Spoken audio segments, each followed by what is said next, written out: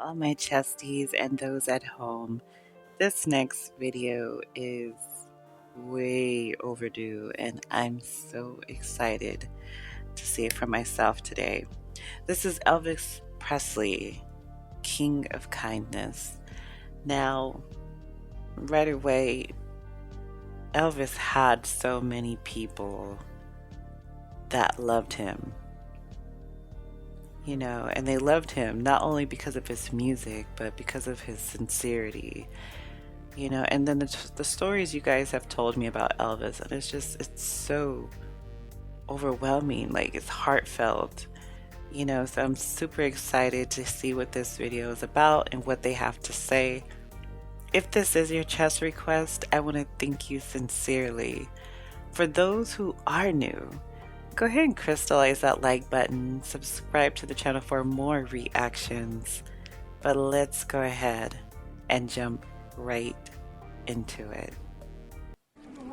I've always treated people just like I would like to be treated.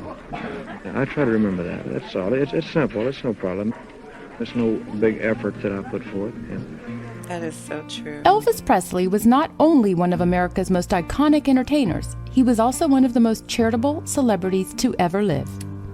Having been raised poor and by God-fearing parents, Elvis gave from the purity of his heart. Although he fell into a high tax bracket, he never took a tax write-off, nor did he ask for any publicity for his charitable deeds. Wow. He gave just for the love of giving. While his many good works would be impossible to list, we'll highlight as many as possible, starting with his $1,050 donation to his old high school, which made it possible for all of the students to attend the annual E.H. Crump Memorial Football Game for the Blind in Memphis, Tennessee. That's amazing. Between 1956 and 1957, Elvis performed a number of live concerts to raise money for charities, such as his own youth foundation, the Cynthia Milk Fund, and the Variety Club's Home for Convalescent Children. How many stars aside from Elvis can claim they helped end polio? On October 28, 1956, before an appearance on The Ed Sullivan Show, Elvis was inoculated with Jonas Salk's anti-polio vaccine, which caused the immunization level of all Americans to skyrocket from 0.6% to 80% in a 6-month period. Hey kids, could I talk to you for about 30 seconds? This is Elvis Presley. Remember polio victims. Join the 1957 March of Dimes today. By April of 1957, the Salk Institute declared polio all but eradicated on U.S. soil. On January 6, 1957, during his third appearance on The Ed Sullivan Show, Elvis requested Mr. Sullivan ask those watching to send urgent financial contributions to help relieve the plight of some 250,000 Hungarians affected by the Soviet invasion of their country. Because he feels so keenly, this young man feels so keenly about Hungarian relief, he urges all of us through the country to remember that immediate aid is needed, so long before his benefit show is put on, he wants to remind you to send in your checks to your various churches, Red Cross, etc. On June 28, 1957, Elvis appeared as a special guest on Danny Thomas's annual Shower of the Stars charity event, which aimed to raise funds to build what is today the most important medical and research center for children with cancer, St. Jude Children's Research Hospital. Oh my goodness. Without singing a single song, the King's presence drew over 14,000 donors, and work on construction of the hospital's first building commenced later that year. Presley's work with sick children did not begin or end with St. Jude's.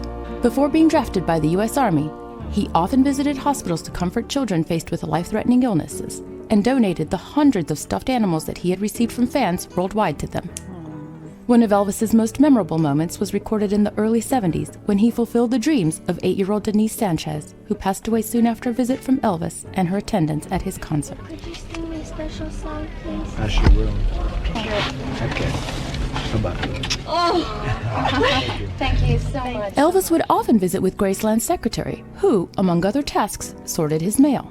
If a photograph or a request or a story touched Elvis, he would immediately take steps to help the sender. Whether it was paying off people's debts or their mortgages, helping a family whose father had died in the line of duty, buying someone a home or a car, or giving a disabled person a new wheelchair. If Elvis knew about it, he helped. One such request came from young Ward D. Anderson, who asked Presley to sponsor her bike ride for children with diabetes.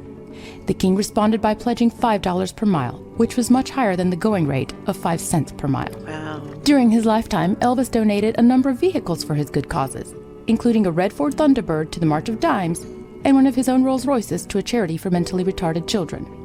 In 1964, Elvis bought the Potomac, FDR's presidential yacht, and donated it to St. Jude's, who sold it to raise about $55,000. On March 25, 1961, Elvis performed a benefit concert in Hawaii to raise money for the USS Arizona Memorial at Pearl Harbor. The concert raised over $65,000, and a plaque was prominently placed at the memorial site, acknowledging Elvis's efforts in raising the funds. Sadly, the plaque was removed due to unknown, possibly political, reasons. Hawaii was also the location of Elvis's most famous concert for charity, Aloha from Hawaii. The 1973 concert was the first to be broadcast live by satellite. It was viewed by a record audience of over 1 billion people worldwide. Wow. The performance raised over $75,000 for the Kwee Lee Cancer Fund, which had been set up following the death of the I'll Remember You songwriter in 1966. In 1975, Elvis raised in excess of $100,000 at a concert in Jackson, Mississippi for victims of a tornado. This concert was deeply personal to Elvis, who was a child when a deadly tornado tore through his hometown of Tupelo. Elvis annually presented checks to as many as 50 charities and organizations in Memphis. Each check was for a minimum of $1,000, and some were much greater, such as his $10,000 donation to the Memphis Jewish Community Center Building Fund. In recognition of Elvis's charitable contributions throughout his life, Memphis Mayor William Ingram, along with the Governor of Tennessee, Beaufort Ellington, officially declared October 29, 1967, Elvis Presley Day in the city of Memphis and in the state of Tennessee. Elvis learned early on what it meant to receive food, clothes, and kindness from strangers, and did the same for others in need, both publicly and privately. While he may not have been a perfect role model, the world today needs more examples of this type of generosity and kindness. It's the way I was brought up. My surroundings, my mother and my father and the whole family were always considerate of other people's feelings. I'm proud of the way that I was brought up to believe and to treat people, and so I try to remember that. That's all. It's simple. It's no problem. Thank you for watching. Please don't forget to subscribe and to like this video.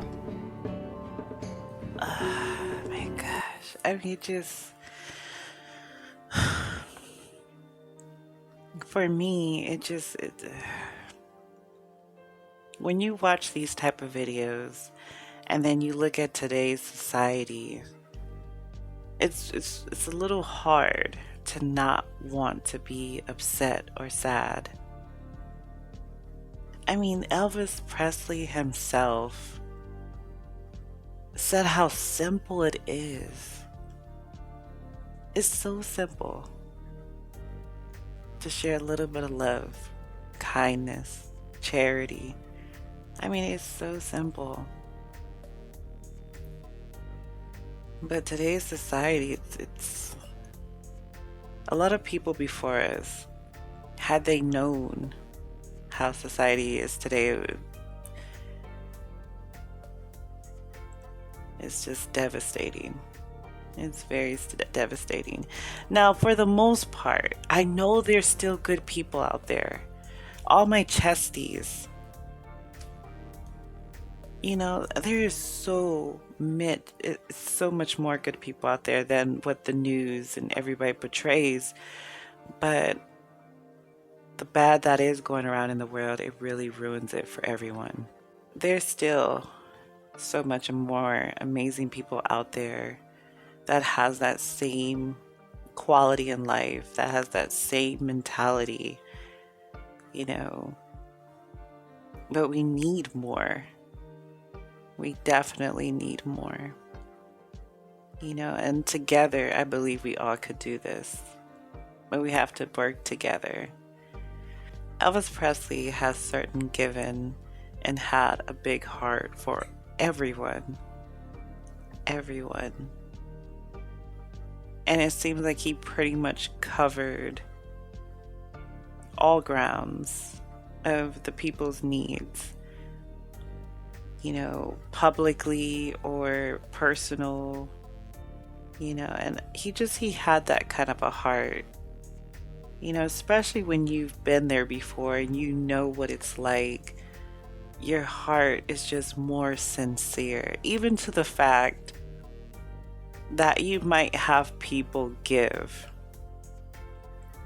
but then they look at the tax break, they look at the tax write-off. But when someone wants to sincerely give, they don't really think about or care about any of that, you know, because it comes from their heart.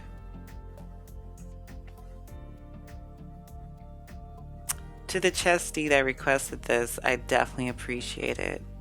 I definitely appreciate it. So thank you again for this chest request. And for those at home, I'm curious, what puts a crystal smile on your face? I'm ChestCrystal, and until the next video, thank you.